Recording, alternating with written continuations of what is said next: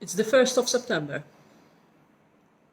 a very important month, a month in which we prepare ourselves for schools to restart. This year, the preparation is more intense than it has ever been. There is consensus worldwide that children need to be provided with the most complete education possible. Online solutions can be helpful,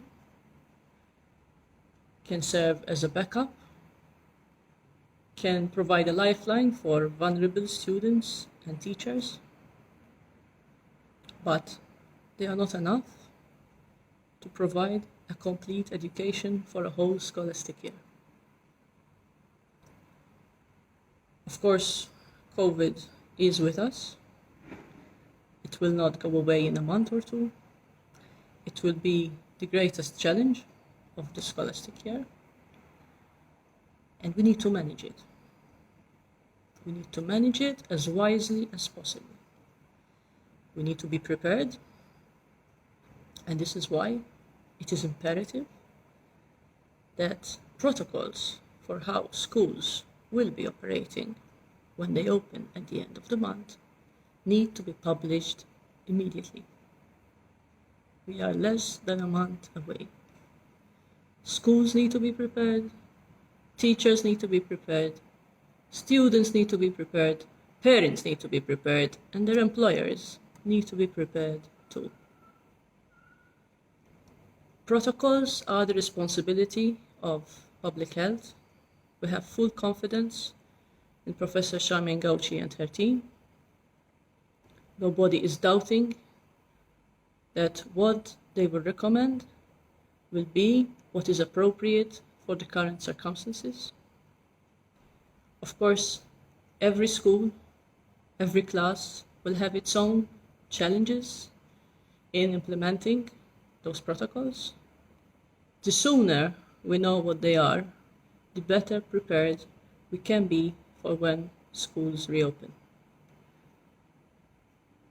This is the certainty that we can provide at this stage. A commitment that schools will reopen with adequate protocols, and that all schools will do their best to implement those protocols to the best of their ability. Of course, the devil is in the detail. There will be a lot of questions about the hows and ifs that need to be answered as we go along. But at this point, we need a commitment to honor our obligation towards the current generation of students. We don't want COVID to have permanent deficits in this generation, in the levels of educational attainment of this generation. This is collateral damage that we cannot afford to have. Our resilience as a country needs to be proven at this very time when we are handling the pandemic, trying to contain the number of cases as much as we can, and we are seeing some success in recent weeks. This success gives us confidence that in a month's time we will be in a better position to reopen schools. Of course, when we reopen schools, there will be cases, like there have been cases in places of work that have not closed down. The issue is how well can we handle those cases? What measures we have in place so that if and when we have a case, it does not become a major outbreak. This is what we have to keep in mind, all stakeholders in this, and when it comes to education, when it comes to schools, everybody is a stakeholder.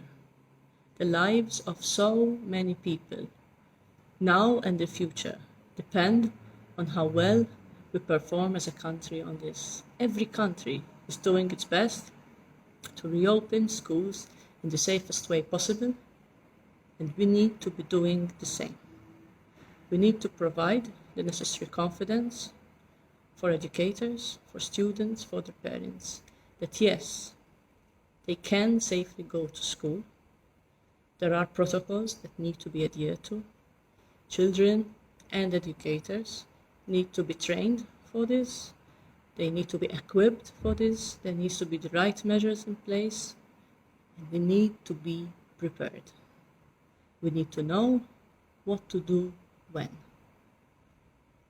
This is a level of preparation which requires time and effort, and therefore we reiterate our position that these protocols need to be published immediately. Nobody has any doubt that the content of protocols prepared by public health is adequate. The next step would be the detailed implementation on a case-by-case basis for every school. And we need to be sensible. We need to understand that every school has its own challenges, but we also need to understand that it is only with the cooperation of all those involved that we can possibly return to school safely and look forward to a scholastic year that will be certainly full of COVID-related challenges, but that will not be a lost year in the education of our children. Let us remember as well that these children have parents, that most parents work, and that while children stay home, most of those parents cannot go to work. A lot of parents can work from home, but a lot of others can't. This is a reality. And COVID is a time when we have to see the interests of the whole community, not just our personal interests.